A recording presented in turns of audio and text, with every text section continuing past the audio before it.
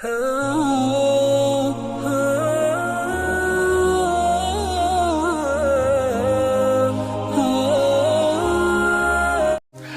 वालेकुम दोस्तों, कैसे हो? उम्मीद है कि सब खैरियत से होंगे। अल्लाह आप लोगों को ऐसे ही खुश रखें। आज का किस्सा बहुत छोटा सा है लेकिन सबक बहुत बड़ा है। ऐसे बहुत छोटे किस्से मैंने बयान किए हैं जिसमें सबक बहुत बड़ा था। किस्सा छोटा सा था लेकिन सबक बहुत बड़ा था। ये उन्हीं में से एक है, बल्कि ये एक नंबर पर भी कहें तो शायद ज्यादती नहीं होगी। यह किस्सा सिर्फ सुनने लायक नहीं है बल्कि अमल करने लायक भी है। मैंने आज किसी जगह पर एक अमेरिका के एक रिटायर सरकारी ऑफिसर के बारे में एक छोटा सा किस्सा पढ़ा। मैंने कहा कि फौरन आपके साथ शेयर कर दूं। बड़ा ही जबरदस्त किस्सा है। किस्सा यह है कि उस सरकारी रिटायर ऑफिसर को व्हाइट हाउस से कॉल आया, फोन आया, और फोन करने वाले ने कहा कि अमेरिका के सदर फलाने दिन आपसे मिलना चाहते हैं, मुलाकात करना चाहते हैं, मीटिंग करना चाहते हैं। सोचिए अगर ये कॉल व्हाइट हाउस से हम जैसे किसी आम आदमी को आ जाए तो हम तो जमीन पर नहीं टिकेंगे, खुशी से पागल हो जाएंगे और बिना पंख के हवा में उड़ने लगेंगे। लेकिन उस रिटायर सरकारी ऑफिसर ने सॉरी कह दिया, माजरत कर दी। कहने लगा कि मैं उस दिन सदर से नहीं मिल सकता। फोन करने वाले ने वजह पूछी। वो तो हैरान हो गया कि ऐसे कॉल को कौन मना कर सकता है। तो उसने जरा रीजन पूछा, वजह पूछी, कारण पूछा। तो उस सरकारी ऑफिसर ने बड़ा हल्का सा रीजन दिया, छोटा सा रीजन दिया। कहने लगा कि मैं उस दिन अपनी पोती के साथ चिड़ियाघर जा रहा हूं घूमने के लिए। मेरी पोती बहुत दिन से जिद कर रही थी कि मुझे चिड़ियाघर जाना है, जानवरों को देखना है, तो मैं उसके साथ उस दिन चिड़ियाघर जा रहा हूं, इसलिए मैं अमेरिका के सदर को नहीं मिल सकता।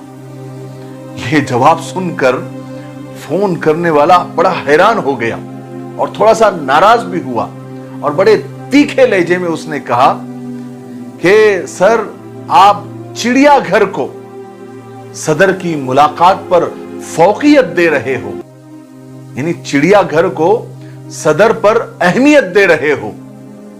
तो उस रिटायर ऑफिसर ने बड़ा अच्छा जवाब दिया। कहने लगा कि नहीं, मैं अपनी पोती की खुशी को सदर पर फौकियत दे रहा हूं, मैं अपनी पोती की खुशी को सदर पर अहमियत दे रहा हूं। फोन करने वाले के लिए यह बड़ी नई बात थी। उसने और डिटेल जानना चाहिए, वजाहत जानना चाहिए। तो उस रिटायर ऑफिसर ने कहा कि देखिए, मुझे यकीन है कि मैं जब सदर से मिलूंगा और जैसे ही व्हाइट हाउस से बाहर निकलूंगा तो सदर मेरा नाम और मेरी शक्ल तक भूल जाएगा, जबकि मेरी पोती इस चिड़ियाघर के सैर को पूरी जिंदगी याद रखेगी। तो मैं घाटे का सौदा क्यों करूं? मैं ये वक्त उस पोती को क्यों ना दूं जिसको, जो पोती उस सैर को पूरी जिंदगी याद रखेगी? मैं घाटे का सौदा क्यों करूं?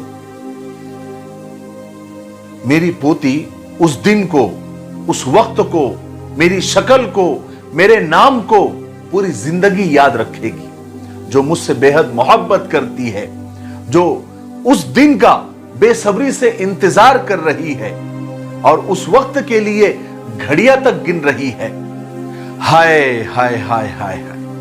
मैंने जब ये वाकया पढ़ा तो मैंने अपनी कुर्सी के साथ टेक लगाया और आंखें बंद करके देर तक सोचता रहा कि हम में से 99% लोग जिंदगी भर यही घाटे का सौदा करते रहते हैं।